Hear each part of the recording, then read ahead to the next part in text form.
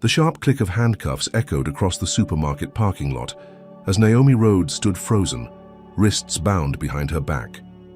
Officer Reynolds, a stern-faced cop with a smirk curling the corner of his mouth, yanked her forward, ignoring her calm insistence. "I was going to pay for everything." Nearby, Brad Colton, the white store manager, stood with arms crossed, nodding toward the officer. People like her always play the victim, but they didn't know who Naomi really was. They didn't know the storm they'd just unleashed. How did a quick shopping trip turn into a public spectacle of humiliation? What happened next would shake not just this small town, but the entire nation. Before we dive into the full story, let us know where you're watching from. If you stand for justice and believe in fighting discrimination, hit like and subscribe for more eye-opening stories like this. 12 hours earlier, Naomi Rhodes woke up to the soft chime of her alarm, sunlight filtering through floor-to-ceiling windows in her sleek, minimalist home. The view overlooked the rolling hills of Northern California, but Naomi barely noticed it. She had lived here for 5 years, and while the house screamed luxury, her life was far from idle indulgence. Naomi stretched, her mind already ticking through the day's schedule.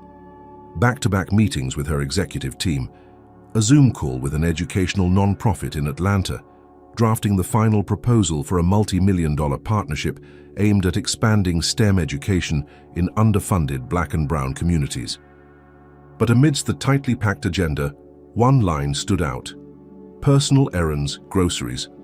It was such a trivial task, one her assistant, Maya, usually handled without a second thought.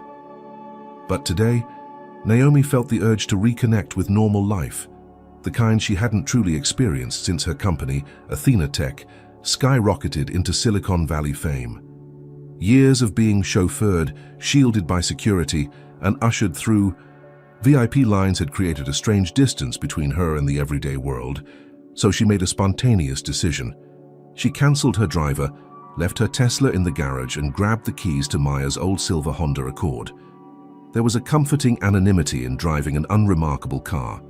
Naomi pulled on a light grey pantsuit, tailored but understated, slipped into white sneakers, and tied her braids into a loose bun. She looked polished but not flashy, exactly how she liked to navigate spaces where being a wealthy black woman often attracted the wrong kind of attention. Brookhaven was an affluent, predominantly white suburb, just 20 minutes from her home. It was the kind of place known for farmers markets, yoga studios, and boutique grocery stores selling artisanal everything. Naomi hadn't been there in years, not since her wealth had become public knowledge. But today, it felt like the perfect place for a quiet, uneventful shopping trip. As she drove into town, Naomi enjoyed the rare feeling of freedom. No meetings, no assistants, no one watching her every move. She hummed along to the soft jazz playing through the car's speakers, momentarily forgetting the weight of her responsibilities. Pulling into the supermarket parking lot, she smiled to herself. It was a perfectly ordinary Saturday morning. Shoppers strolled in and out of the store, chatting, sipping overpriced coffee and pushing carts filled with organic produce. Naomi parked near the entrance, grabbed a reusable shopping bag from the passenger seat, and stepped into the cool, air-conditioned store without a second thought. If only she'd known how quickly this peaceful moment would unravel. Naomi Rhodes strolled down the produce aisle, enjoying the rare simplicity of a mundane task. The store was bright, almost sterile, with neatly arranged fruits glistening under soft lights. She picked up a bag of organic apples, briefly inspecting each one before placing them into her cart. It felt good to move without an entourage, without anyone treating her like someone important. But the first sign of trouble came quicker than expected. As Naomi reached for a carton of blueberries, a white woman in yoga pants and a pastel sweater glanced her way. It was the kind of glance Naomi had seen countless times, half curiosity, half judgment. The woman subtly pulled her young daughter closer, as though Naomi's mere presence posed a threat. Naomi didn't react. She'd learned long ago that addressing microaggressions often led to defensiveness rather than understanding. Further down the aisle, an elderly white man with silver hair and a crisp button-down shirt stood by the bread display. As Naomi passed, his gaze lingered a little, too long, brows furrowing. He said nothing, but the slight shake of his head spoke volumes. Ignore it, Naomi reminded herself. At the deli counter, Naomi waited patiently behind an older white couple discussing ham options with the clerk. When they finished and stepped away, Naomi smiled politely at the young employee behind the counter. "Morning," she said. "Can I get half a pound of turkey breast, please?" The teenager, a white boy with freckles and a shaggy haircut, barely glanced at her. "We're out," he muttered, turning his back to rearrange trays. Naomi frowned. She could see the turkey breast right there in the display case, perfectly sliced and ready to go. "Actually," she said, voice calm but firm, "there's plenty right there." The boy sighed, clearly annoyed, and yanked on a pair of gloves. "Fine, half a pound, right?" Naomi nodded, ignoring the sting of irritation. As she moved to the next aisle, things only grew more blatant. A white cashier stocking shelves glanced at her cart and muttered, "Bet she's got EBT for all that." Naomi froze for a moment, the words hitting her like a slap. She wanted to turn around to say something, but what would it change? She'd been here before. Wealth, success, and education didn't shield her from the assumptions people made based on her skin color. Instead, she pushed her cart forward, reminding herself why she had come here. It was supposed to be a peaceful morning, a rare moment of normalcy. At the self-checkout stations, a middle-aged white woman bumped her cart into Naomi's without so much as an apology. "Watch where you're standing," the woman snapped, as though Naomi had deliberately placed herself in the way. Naomi clenched her jaw, took a deep breath, and stepped aside. It was exhausting, this constant undercurrent of hostility masked as everyday rudeness. But Naomi had learned to pick her battles. Still, one question lingered in her mind as she scanned her items. How many more times would she have to endure this before someone finally crossed a line they couldn't take back? What do you think? Should Naomi have spoken up or kept her cool? Comment number 1 if you think she handled it the right way. And if you believe no one should have to face this kind of treatment, hit like, subscribe, and share this story to keep the conversation going. But the real question is, what happens when the prejudice Naomi has quietly endured turns into something far more dangerous? Stay tuned. Naomi Rhodes pushed her cart toward the self-checkout area, her mind already shifting to the rest of her day. This errand was supposed to be a refreshing break from conference calls and board meetings, just a quiet, ordinary moment in an ordinary place. But prejudice never cared about convenience. As Naomi scanned her items, apples, oatmeal, almond milk, her movements were methodical, practiced. She reached for the last thing in her cart, a sleek bottle of imported olive oil. Without noticing, the bottle rolled slightly to the side, resting against the edge of the cart instead of the scanning platform. Lost in thought, she tapped "Finish," "How to Pay" on the screen. The moment her credit card touched the reader, a piercing alarm blared across the store. Conversations halted, heads snapped around. The easy, mundane atmosphere evaporated in an instant, replaced by the sharp crackle of suspicion. Naomi froze, startled, before glancing down at her cart. That olive oil. She hadn't scanned it. She reached for the bottle, ready to fix the mistake. But someone beat her to it. "Ma'am!" a sharp voice cut through the air. A white store employee in a red vest, Brad Colton, the floor manager, strode toward her, face tight with accusation. "Step away from the cart, please." Naomi blinked, holding up both hands. "I think I missed an item. Let me scan it."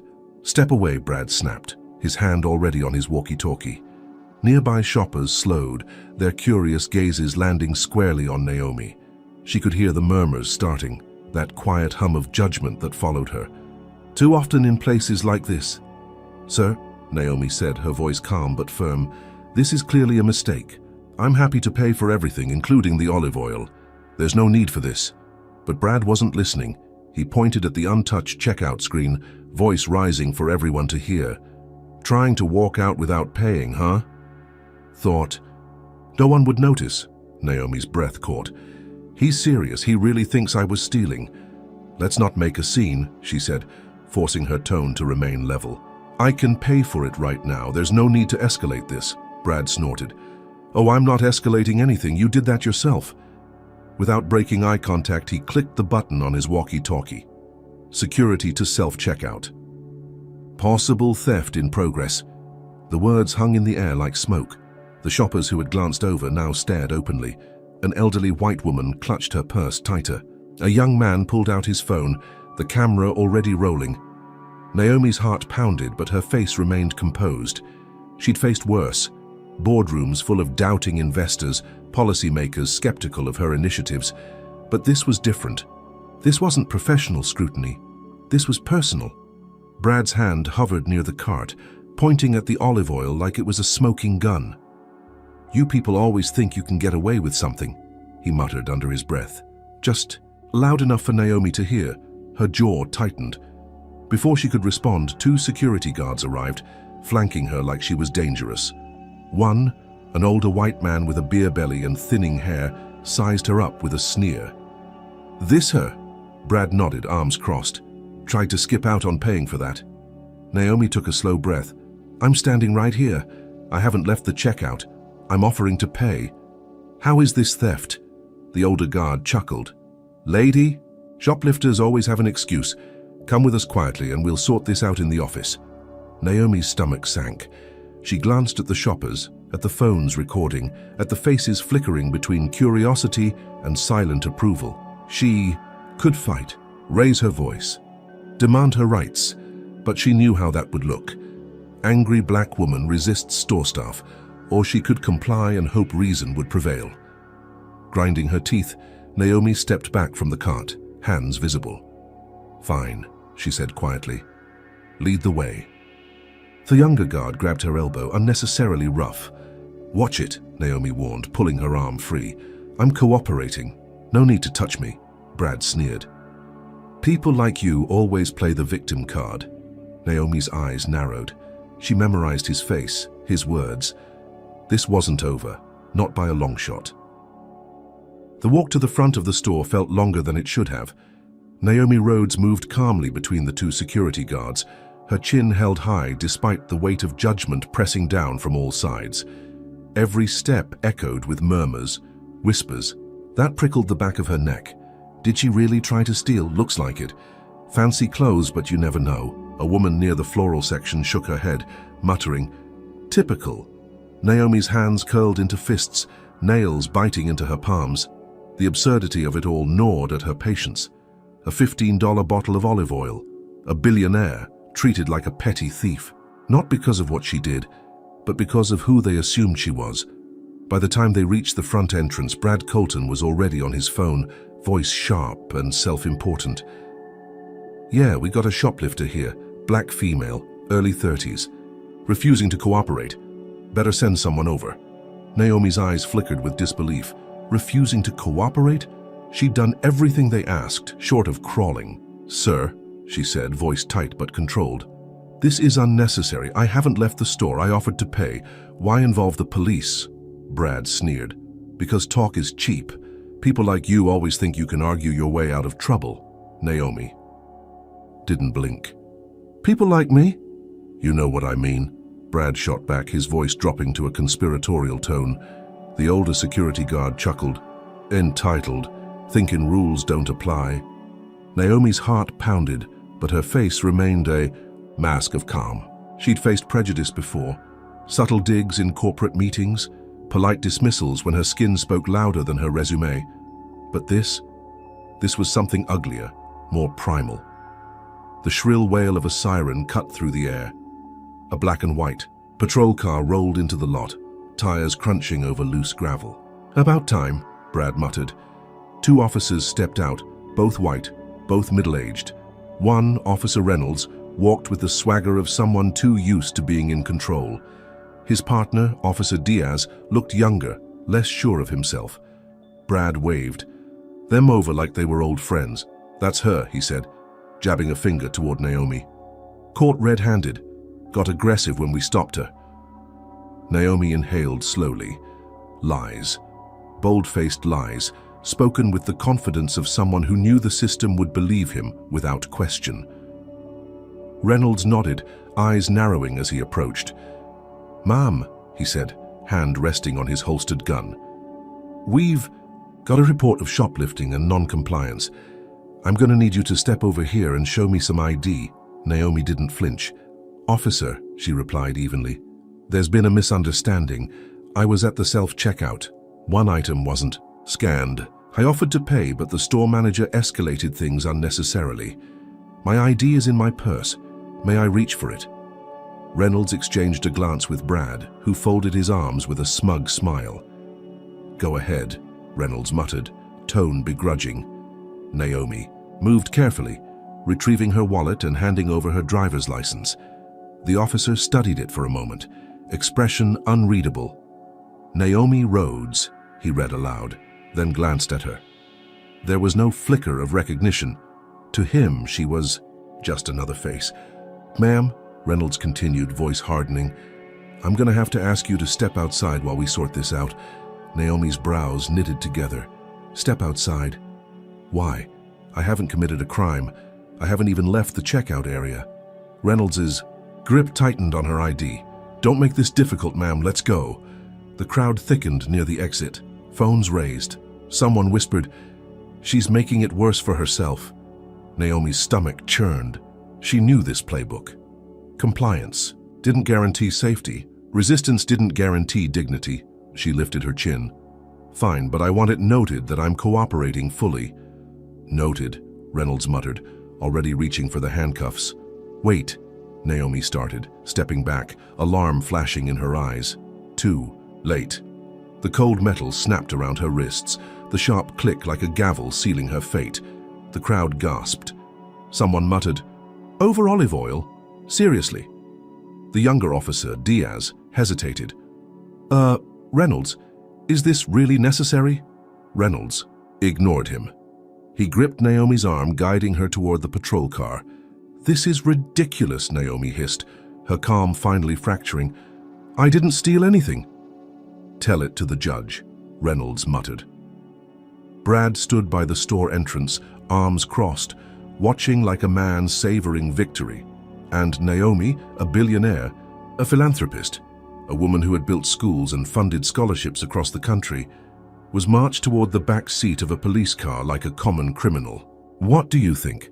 Was the store manager justified in calling the police, or did this situation escalate because of prejudice? Comment number 1 if you believe Naomi was treated unfairly. And if you believe these injustices need to be exposed, hit like, subscribe, and share to keep the conversation alive. But here's the real question.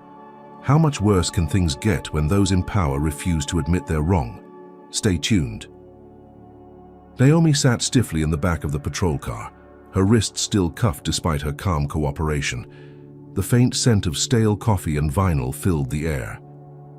Officer Reynolds sat in the driver's seat, flipping through her wallet, pausing when he found her ID. His smirk faded, replaced by a flicker of confusion. Naomi Rhodes, he muttered under his breath. He turned the ID over, inspecting it like it might be counterfeit. You've got to be kidding me. The younger officer in the passenger seat, Officer Morales, glanced over. What? Who is she? Reynolds snorted. Some tech exec, I think. I've seen her name somewhere. But I don't care if she's the Queen of England. She tried to steal, and now she's going to learn nobody's above the law. Naomi heard every word, her face expressionless. She didn't correct them. She didn't need to. This wasn't the first time she'd been underestimated because of her skin color, and it wouldn't be the last. But this time, she was curious. How far would they take this before they realized just how wrong they were? Outside, the crowd near the supermarket entrance had grown. Shoppers whispered, phones aimed like weapons, capturing every second. One woman murmured, Isn't that Naomi Rhodes, the one who spoke at Stanford last year? But the disbelief in her tone was clear. How could a woman like her be in handcuffs? Brad Colton, the store manager, stood nearby, arms crossed, smug satisfaction written all over his face. He didn't know Naomi's name. To him, she was just another black woman caught trying to cheat the system. Get her booked, Brad called out to Reynolds. Make sure the paperwork's airtight. I'm tired of people like her thinking they can waltz in here and do whatever they want. Naomi's jaw tightened, but she stayed silent. She'd learned long ago that for black women, defiance often invited escalation. But her silence wasn't submission. It was calculation. Morales, younger and clearly less jaded than Reynolds, hesitated. Reynolds, I mean, if she's really... That Naomi Rhodes, shouldn't we double-check before booking her? Reynolds glared at him. You hear her deny anything? No, she knows what she did. Let's teach her that money doesn't buy immunity. Naomi glanced out the window as the patrol car pulled away from the supermarket. She caught sight of a teenage girl, no older than 16, holding up her phone, recording every moment. Their eyes met for a brief second, and Naomi gave the faintest nod. Someone was documenting the truth. That mattered. At the station, the booking process moved swiftly, as though they were rushing to finish before anyone could intervene. Naomi was led into a small, windowless room, her wrists finally uncuffed, but her dignity chipped away with every cold instruction barked her way. Sit there. Hands on the table. Don't speak unless spoken to. Morales stood by the door, shifting uncomfortably. He finally cleared his throat. Do you, want to make your phone call? Naomi smiled faintly. That won't be necessary. I imagine my team already knows? Reynolds chuckled. Team? What, you got a fancy PR squad ready to spin this? Lady, no one's talking their way out of shoplifting charges. Naomi didn't answer. She simply folded her hands on the table, calm as ever, while the clock on the wall ticked away. Every minute that passed, she knew, was another minute the world outside was waking up to what had happened, and she was right. 15 minutes later, the station's front desk phone began, ringing non-stop. Dispatchers exchanged worried glances as they fielded calls from reporters, lawyers, and even a state senator's office. Social media had exploded. The video of Naomi's arrest had gone viral, with hashtags like Justice for Naomi and Chaka racial bias in action, flooding Twitter and Instagram. Inside the interrogation room, Reynolds' phone buzzed. He glanced down, his face paling as he read a text from the precinct captain. Release her now. You just detained one of the most powerful women in Silicon Valley. The mayor's office is on the line. Reynolds cursed under his breath, standing. Abruptly, Morales watched him wide-eyed. She really is who she says she is, isn't she? Morales asked quietly. Reynolds didn't answer. He simply unlocked the door, stepping inside with forced bravado. Looks like you got lucky, he sneered, tossing Naomi's ID onto the table. Charges are being dropped. Get out before I change my mind. Naomi stood, smoothing the wrinkles. From her pantsuit, her expression never wavered. Lucky, she echoed, voice cool. I didn't need luck. I had the truth. And now the world has it too. She walked out of the room without another word, her heels clicking against the tiled floor. Outside, the air felt heavier, charged with the weight of what had just happened. But Naomi knew better than to think this was over. She'd seen it too many times. Apologies given under pressure, lessons unlearned, systems unchanged, and she wasn't about to let that happen again. The battle had just begun. Naomi stepped out of the police station into the crisp evening air, her face calm but her mind racing. She had faced public humiliation, been handcuffed and detained, all over a bottle of olive oil she never intended to steal. The officers had let her go, not because they believed her innocence, but because they feared the backlash when her identity was exposed. But for Naomi, this wasn't about her. It was about what would have happened if she weren't Naomi Rhodes, if she were just another black woman without money, connections, or power. How many times had this same scenario played out, ending not with release but with charges, criminal records, or worse? Her phone buzzed incessantly as she slid into the back seat of the black SUV waiting for her. Maya, her assistant, sat in the front, face pale with worry. Your name's all over social media, Maya said, holding up her phone. Justice for Naomi was trending, alongside video clips showing Naomi being handcuffed, the smug faces of the store manager and Officer Reynolds, and the stunned expressions when her identity was revealed. Naomi scrolled through the comments. Typical. If she were white, this never would have happened. They didn't even apologize, just oops, you're free to go. Pathetic. Imagine how often this happens to people without money or fame. But mixed in with the outrage were uglier sentiments. Playing the race card again, I see. Maybe she really was trying to steal. Just because you're rich doesn't mean you're above the law. If she dressed like someone respectable, maybe they wouldn't have suspected her. Naomi's grip tightened around her phone. This wasn't just about one incident. It was about an entire system built on assumptions, prejudice, and power imbalances. "Naomi," Maya said quietly, glancing back at her. "Do you want me to schedule a press conference? Or should we just issue a statement?" Naomi stared out the window as they passed the supermarket where it all began.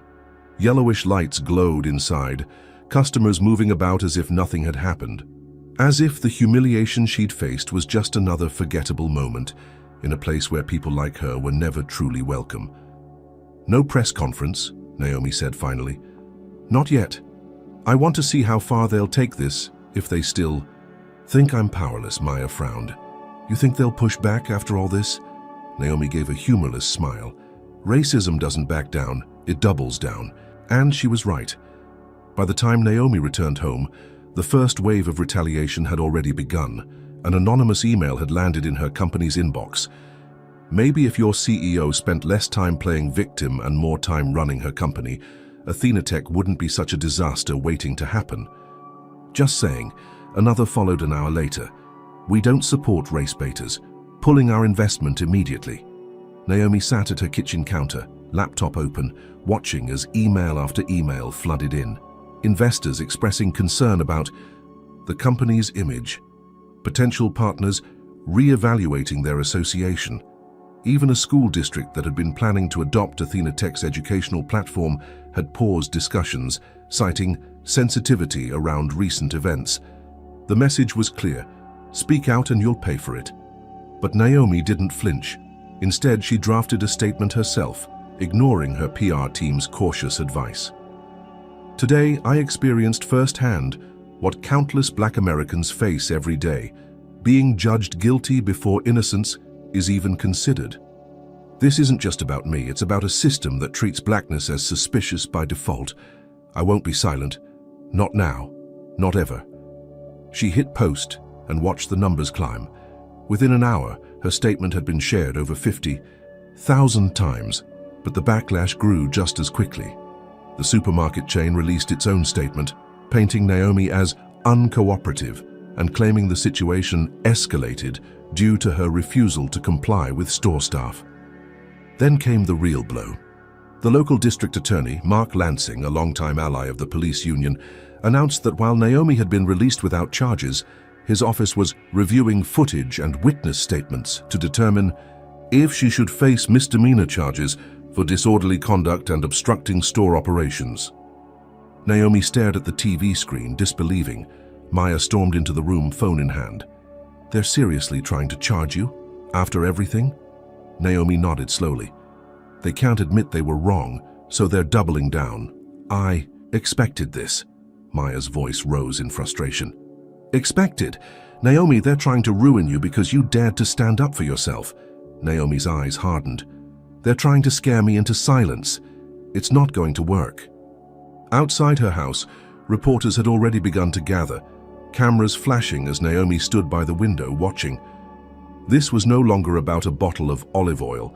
This was about power, control, and who got to tell the story. Naomi picked up her phone and dialed her lawyer. "Renee," she said as soon as the call connected, "I need you to prepare for a fight. They're not backing down and neither am I." What do you think? Was Naomi right to push back, or should she have walked away quietly? Comment number 1 if you believe she's fighting for the right cause. And if you stand against systemic racism and abuse of power, hit like, subscribe, and share this story to keep the conversation alive. But what happens when the system doesn't just push back, it fights dirty? Can Naomi withstand the next wave of attacks? Stay tuned. Naomi stepped out of the police station into the sharp afternoon sun, her expression composed but her mind racing. Her phone buzzed non-stop in her pocket, notifications lighting up the screen like fireworks. She ignored them for now. There would be time for statements and damage control later. Right now, she wanted nothing more than to go home, regroup, and decide how to move forward. Her driver, Sam, had already arrived in her Tesla, a stark contrast to the old Honda she had driven earlier. He jumped out, eyes wide with concern. "Ms. Rhodes, I came as soon as I saw the video. Are you all right?" Naomi nodded, sliding into the back seat. I'm fine, Sam. Let's just get home. As the car pulled away from the curb, Naomi finally unlocked her phone. Dozens of missed calls, from Maya, her PR team, her lawyer, and even the mayor's office. The video of her arrest had gone viral faster than anyone anticipated, but what caught her attention wasn't just the footage itself. It was the narrative, being spun around it. News outlets had picked up the story, but not all painted Naomi as the victim. Several headlines read, "Tech billionaire claims profiling after refusing to pay for groceries." "Athena Tech CEO detained for shoplifting incident. Cites misunderstanding." Did Naomi Rhodes pull the race card to escape charges? Her jaw tightened as she scrolled. The store had already released a statement, carefully worded to protect themselves while throwing her under the bus. "We regret the unfortunate misunderstanding involving Ms. Rhodes. Our staff followed standard protocol when an unscanned item was detected. We remain committed to fair treatment for all customers and are reviewing the situation internally." Standard protocol? Naomi almost laughed. Standard protocol didn't include handcuffs and public humiliation over a bottle of olive oil. Maya's name flashed on the screen. Naomi answered. "Finally!" Maya's voice was sharp with frustration. "Are you okay? I've been fielding calls all morning. The spin they're putting on this is insane. And you won't believe what just dropped." Naomi frowned. "What now?" "There's surveillance footage from the store. Selectively edited, of course. It cuts off right after the alarm goes off and makes it look like you argued with the staff. No context, nothing about you offering to pay." Naomi exhaled slowly. "Of course." "And," Maya continued, voice dropping, "someone leaked an internal memo from the store's corporate office. It says they're standing by the staff's actions and, get this, implying you tried to leverage your celebrity status to avoid accountability." Naomi's grip tightened around the phone. "This wasn't damage control, this was retaliation.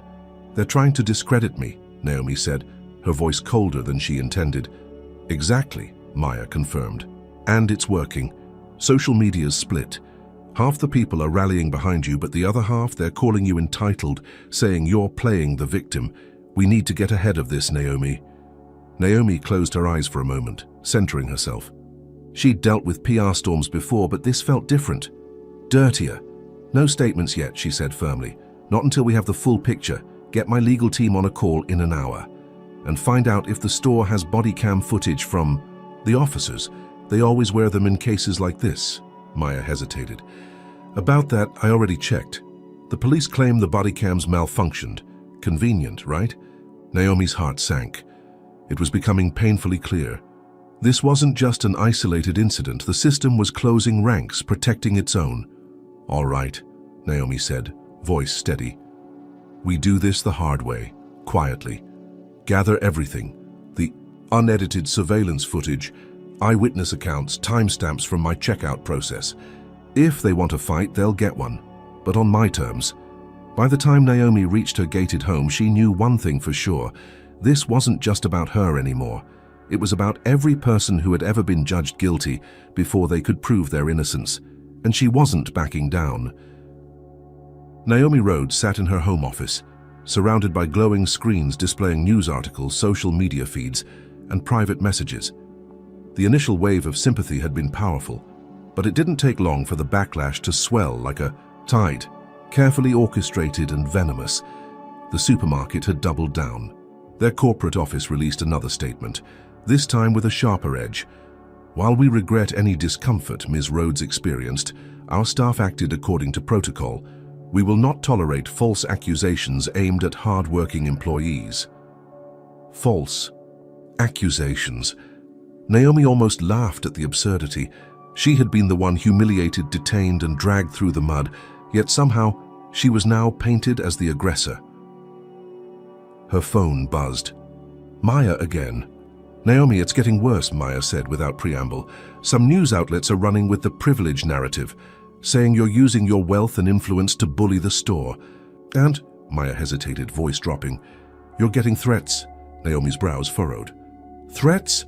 Anonymous emails, social media DMs.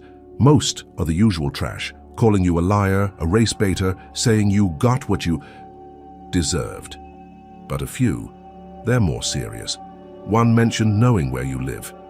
Naomi's stomach turned, but she kept her voice calm.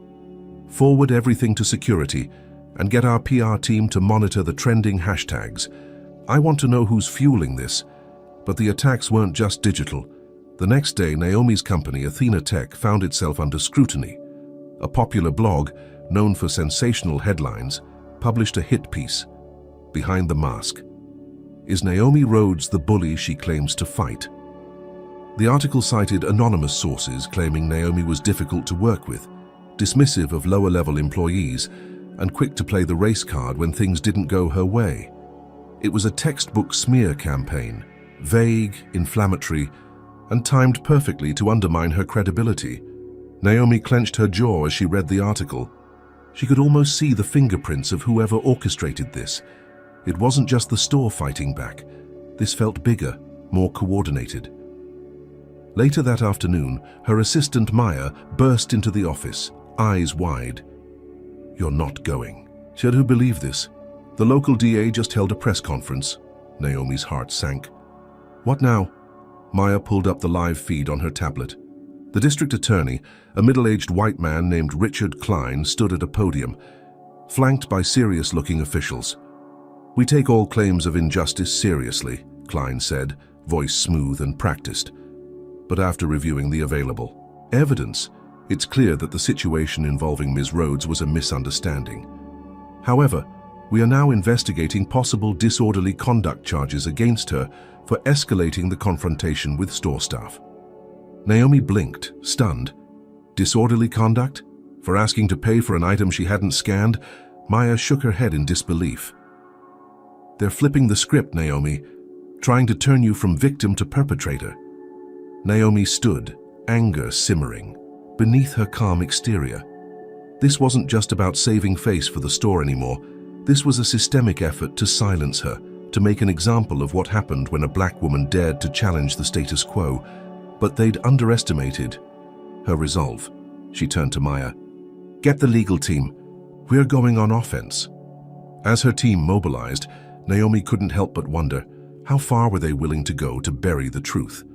And what would it take to expose the people pulling the strings? What do you think? Is Naomi right to fight back, or should she let it go for her own safety? Comment number 1 if you believe she should stand her ground. And if you think no one should face retaliation for speaking the truth, hit like, subscribe, and share this story. But the real question is, what happens when Naomi fights back and those in power decide to escalate even further? Stay tuned. Naomi sat at the head of the conference table in her office, surrounded by her legal team, PR advisors, and Maya, who furiously typed notes on her laptop. The energy in the room was tense, like the calm before a storm. "This isn't just about a supermarket incident anymore," her lead attorney Carla Nguyen said, flipping through a stack of papers. "They're trying to bury you. The DA's threat of disorderly conduct charges is pure intimidation, legally flimsy, but damaging in the court of public opinion." Naomi nodded, jaw tight. "So what's our move?" Carla sighed. "We file a formal complaint against the supermarket for racial profiling and unlawful detainment. We demand access to the full, unedited surveillance footage, and we go public with the timeline of events, every second from when you walked into that store to when you were released from custody." Maya leaned forward, eyes sharp behind her glasses. "We also mobilize our allies, civil rights organizations, journalists we trust, community leaders. We control the narrative before they twist it any further." It was a solid plan. Naomi gave the nod, and everyone moved into action. The next morning, her legal team held a press conference on the steps of the courthouse. Carla stood at the podium, flanked by Maya and Naomi, cameras flashing as reporters shouted questions. "We are pursuing legal action not just for Ms. Rhodes," Carla declared, "but for every person of color who has faced unjust treatment, under the guise of standard protocol. This is about accountability and ensuring that no one, regardless of race or socioeconomic status, faces humiliation and false accusations while simply shopping for groceries." The press conference made headlines, but the backlash came just as swiftly. That evening, Naomi's inbox flooded with hate mail. Anonymous emails spewed racist slurs, accusing her of playing the victim, Social media trolls flooded her accounts, twisting her words and spreading doctored images, suggesting she'd been aggressive towards store employees. But the real blow came the next morning. Maya stormed into Naomi's office, face pale. "You're not going to believe this," she said, slamming her laptop onto the desk and spinning it around. "The supermarket just released more footage, edited of course, but look at the headline they paired it with." Naomi leaned in, reading. The bold letters splashed across a popular news site. New footage shows Naomi Rhodes confronting store staff before arrest. The video, carefully spliced, cut out the moment Naomi reached for her wallet to pay. It showed her calmly questioning the store manager, but the audio was edited to make her tone sound sharper, angrier. The final frame froze on her being handcuffed, as if to say this is what happens when you don't cooperate. Naomi's stomach twisted. It was textbook character assassination. "That's not all," Maya added, voice tight. "The venue we booked for the community forum tomorrow? They cancelled, said they reconsidered after seeing the new footage." Naomi clenched her fists. Cowards. As if that wasn't enough, her phone buzzed with a text from her driver, Sam. "Ms. Rhodes, got stopped again on the way to pick you up. Police said it was a routine check and third time this week. Just a heads up." Naomi's breath hitched. Routine checks? That was harassment, plain and simple, and then came the final blow. Late that night, Maya called her, voice shaking. "Naomi, I think someone followed me home, an unmarked car. It circled the block twice before speeding off." Silence stretched between them as the weight of the situation settled in. This wasn't just PR damage control anymore. This was personal. They weren't just trying to discredit Naomi. They were trying to intimidate her into silence. Naomi's gaze hardened. "Enough," she muttered. "If they want a war, they'll get one." But deep down she knew, the more she fought back, the more dangerous this game would become. And the people she was up against, they weren't playing fair. Naomi sat in her office, eyes fixed on the flickering news alerts streaming across her computer screen. Every outlet seemed to be running with the same narrative, the billionaire CEO playing the victim, twisting a minor incident into a racial issue for attention. It was a lie, but lies had a way of spreading faster than the truth, especially when those in power were determined to silence her. Her phone buzzed. Maya again. "Naomi," Maya's voice was tight, strained. "You need to see this. Check your email now." Heart sinking, Naomi opened her inbox and clicked on the forwarded message. Attached was a PDF titled Internal Athena Tech Incident Report. Her eyes scanned the document, confusion turning to cold fury. It was a detailed complaint, supposedly filed by one of her own employees, accusing Naomi of fostering a hostile work environment. The allegations were vague but damning: verbal harassment, unreasonable demands, and favoritism. "This is fake," Naomi muttered, anger rising. "We don't even have an incident report form like this." Maya sighed. "I know, but the media doesn't. The blog that ran the hit piece on you earlier, they just published an exclusive about this. They're citing an anonymous whistleblower from within your company." Naomi leaned back in her chair, rubbing her temples. This wasn't just character assassination, it was sabotage. Someone had infiltrated her company, leaking false information to turn her own organization against her. And worse, the narrative was spreading fast, with hashtags like Change and Toxic Leadership and Boycott Athena Tech trending alongside Naomi Exposed. But the betrayal didn't stop there. Later that night, Naomi's home security system chimed, signaling motion. Detected near her front gate. She glanced at the camera feed on her phone and froze. A brick lay on the pavement just inside the gate. Taped to it was a crumpled piece of paper. Naomi zoomed in, heart pounding. Take the hint. Leave. The E. Words were scrawled in thick black marker, jagged and hurried. Naomi's fingers tightened around her phone. This wasn't just about discrediting her anymore.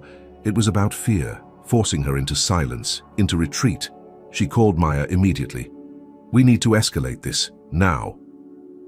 The next morning, Naomi's legal team filed an injunction against the supermarket and the local police department, demanding the release of unedited footage from the store's security cameras. But the response was swift and brutal. The supermarket's lawyers countersued for defamation, claiming Naomi's accusations had caused significant financial harm to their business. And then came the phone call that changed everything. It was from an unknown number. Naomi hesitated, then answered. "Ms. Rhodes," a male voice drawled, slow and deliberate, "you've made quite a mess for yourself. Powerful people are getting uncomfortable.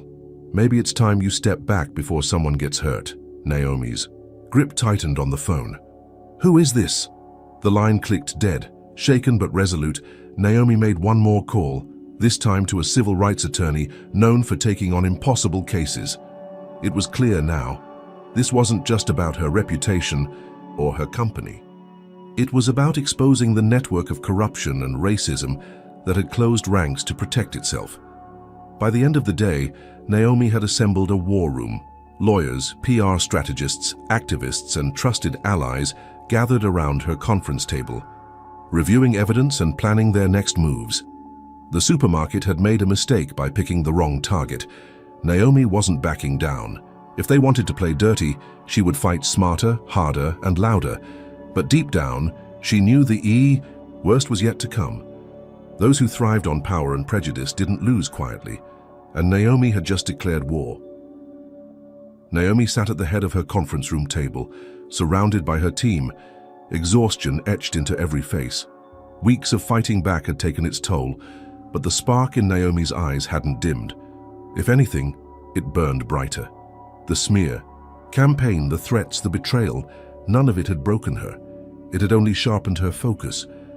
Maya tapped furiously on her laptop, eyes darting across the screen. "We've got it," she announced, voice tight with adrenaline. The unedited surveillance footage from the supermarket. A whistleblower inside corporate leaked it to us anonymously. This is the real deal. Naomi leaned forward, heart pounding as Maya played the video. There it was, clear as day. The entire interaction from the moment Naomi entered the store to the moment the alarm blared. It showed her scanning each item methodically, the olive oil bottle rolling to the side unnoticed. It showed her stopping when the alarm went off, confused but cooperative. And, most damning for the supermarket, it captured the store manager, Brad Colton, muttering into his walkie-talkie, "Call the cops, we'll teach her a lesson." Naomi's breath caught. That single sentence shattered the store's entire defense. This hadn't been about protocol. It had been about power, about putting a black woman in her place.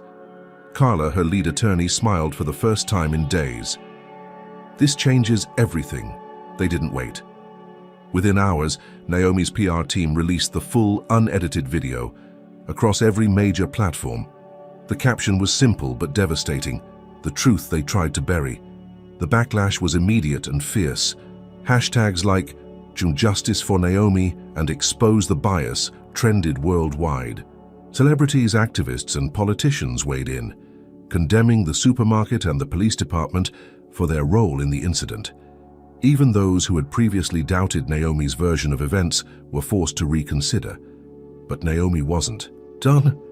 With the video as undeniable proof, her legal team filed formal complaints not just against the supermarket, but also against the police department for wrongful detainment and civil rights violations. The case caught the attention of federal investigators, who quietly opened an inquiry into the department's history of racial profiling. And then, the first domino fell. The police chief, a longtime ally of the local business community, resigned, under pressure when leaked emails revealed his private correspondence with the store's corporate office. In one particularly damning email, he had written, "Handle it quietly. We don't need another race-baiting scandal on our hands." The supermarket chain, now facing boycotts and plummeting stock prices, scrambled to control the damage. They fired Brad Colton, the store manager, and issued a public apology. But the words rang hollow. The community had seen the truth, and there was no unseeing it. Naomi stood firm, refusing private settlement offers designed to silence her. "This was never about money," she told reporters outside the courthouse. "It's about accountability. It's about ensuring this never happens to anyone else." The final blow came when federal investigators uncovered a pattern of similar incidents across multiple locations of the supermarket chain. quiet detentions, baseless accusations, targeting shoppers of color under the guise of loss prevention. The company's CEO was forced to step down, and the board announced sweeping reforms including mandatory anti-bias training and independent oversight. But the most significant victory for Naomi was the creation of Project Clarity, a national initiative she funded to install body cameras in high-risk retail environments, not just for security guards, but for cashiers, supervisors, and managers. Transparency, she believed, was the only true deterrent against discrimination.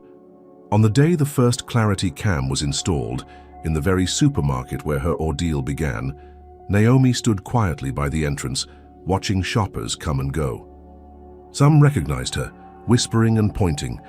Others offered nods of solidarity. Brad Colton was long gone. In his place stood a new manager, a middle-aged black woman who caught Naomi's eye and smiled. Progress, slow but undeniable. As Naomi turned to leave, Maya caught up with her. "You did it," she said softly. Naomi smiled faintly. "No," she replied. "We just started." And this time, there would be no stopping her. Naomi Rhodes stood in front of the gleaming glass doors of the same supermarket where it had all begun. The sun hung low in the sky, casting long shadows across the parking lot.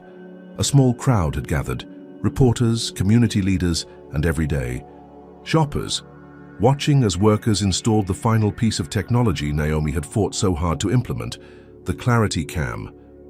The camera, mounted discreetly above the self-checkout area, would record every transaction, every interaction, ensuring that no one, customer or employee, could be falsely accused without evidence.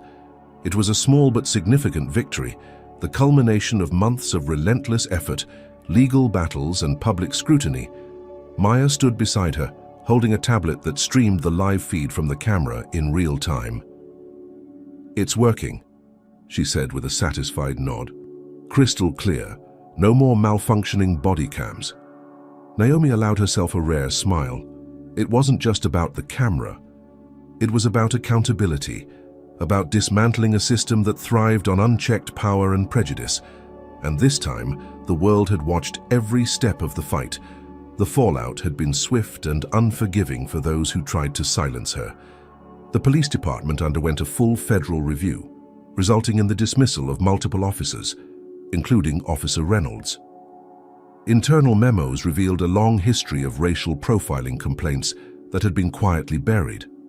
The supermarket chain, reeling from nationwide boycotts and plummeting stock prices, had replaced its entire leadership team. Their new CEO stood behind Naomi now, offering support not out of obligation but understanding. But for Naomi, the true victory wasn't in the headlines or the settlements.